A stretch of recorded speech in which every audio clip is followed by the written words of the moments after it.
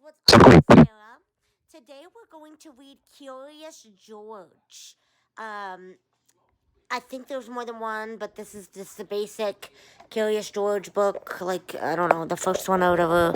I don't know. It's just called Curious George. That's all I know. I wanted to read a different book, but I don't have it downloaded yet. And I don't want to sit and download it right now because I need to download a bunch of books at once. So we're going to read Curious George, and here comes the light. And now you can see my beautiful face. Ha, sorry.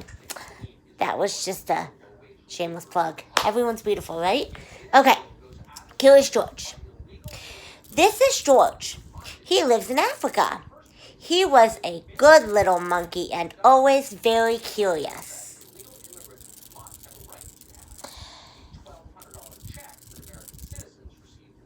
What a nice monkey, he thought.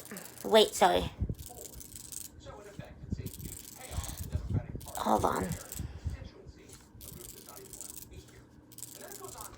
George saw a man. He had on a large yellow straw hat. The man saw George, too. What a nice little monkey, he thought. I would like to take him home with me. He put his hat on the ground, and of course, George was curious. He came down from the tree to look at the large yellow hat. George thought it would be nice to have it on his own head. He picked it up and put it on. The hat covered George's head. He couldn't see. The man picked him up quickly and popped him into a bag. George was caught. The man with the big yellow hat put George into a little boat, and a sailor rowed them both across the water to a big ship.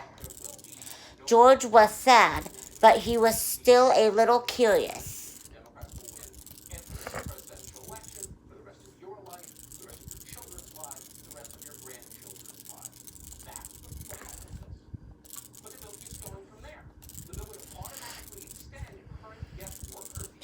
On the big ship, things began to happen.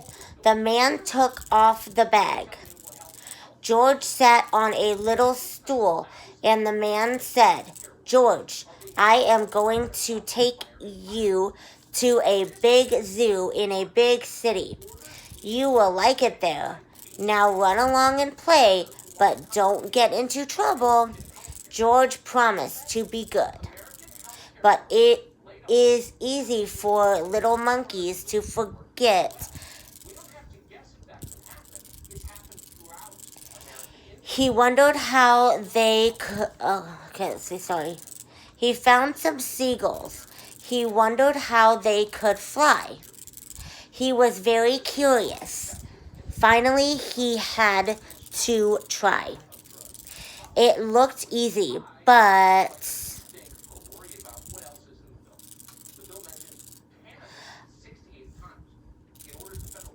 oh, what happened?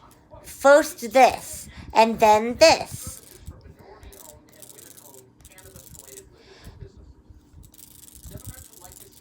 He is, let's see. These images confuse me. Where is George? The sailor looked and looked. At last they saw him, struggling in the water and almost all tired out. Man overboard, said a sailor. Man overboard, a sailor cried as they threw him a life belt. George caught it and held on. At last, he was safe on board. After that, George was more careful to be a good monkey until, at last, the long trip was over. George said goodbye to the kind sailors and he and the man with the yellow hat walked off the ship and onto the shore and on into the city to the man's house. He crawled into bed and fell asleep at once. The next morning, the man telephoned the zoo. George watched him. He was fascinated. Then the man went away. George was curious. He wanted to telephone too. 1, 2, 3, 4, 5, 6, 7. What fun!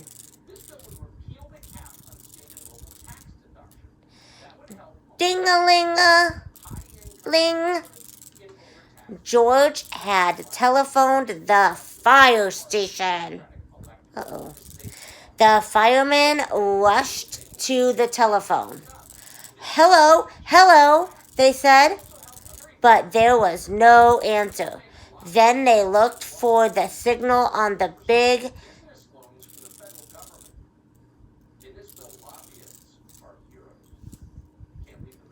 map that showed where the telephone call had come from. They didn't know it was George.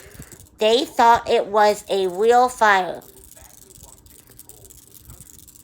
The firemen jumped on to the fire engines and onto the hook and ladders. Ding dong, ding dong. Everyone out of the way. Hurry, hurry, hurry. The firemen rushed into the house. They opened the door. No fire. Only a naughty little monkey. Oh, catch him, they cried. George tried to run away. He almost did, but he got caught in the telephone wire and a thin fireman caught one arm and a fat fireman caught the other. You fooled the fire department, they said. We will have to shut you up where you can't do any more harm. They took him away and shut him in a prison. George wanted to get out.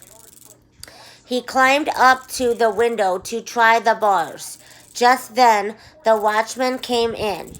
He got on the wooden bed to catch George, but he was too big and heavy. The bed tipped up, the watchman fell over, and quick as lightning, George ran out through the open door. He hurried through the building and out onto the roof, and then he was lucky to be a monkey. Out he walked onto the telephone wires, quickly and quietly over the guard's head. George walked away. He was free. Down in the street, outside the prison wall, stood a balloon man. A little girl bought a balloon for her brother. George watched. He was curious again. He felt he must have a bright red balloon. He reached over and tried to help himself, but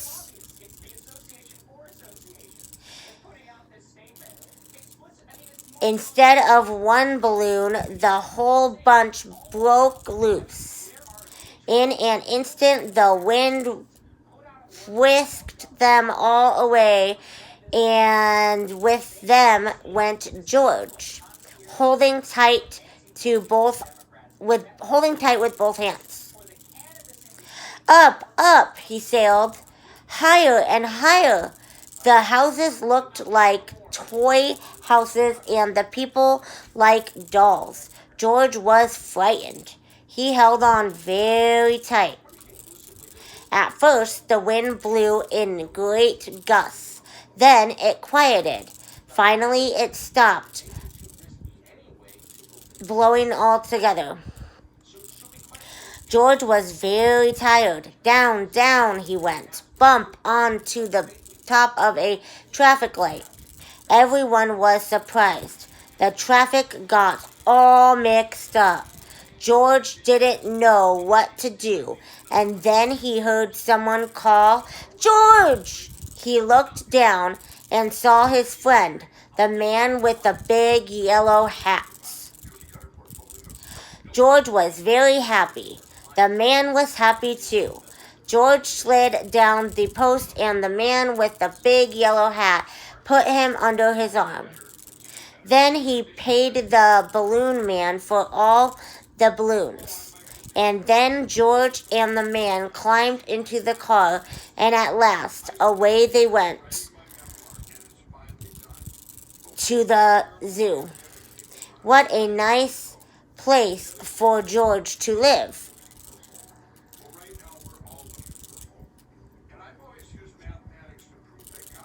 And that is the end of the story.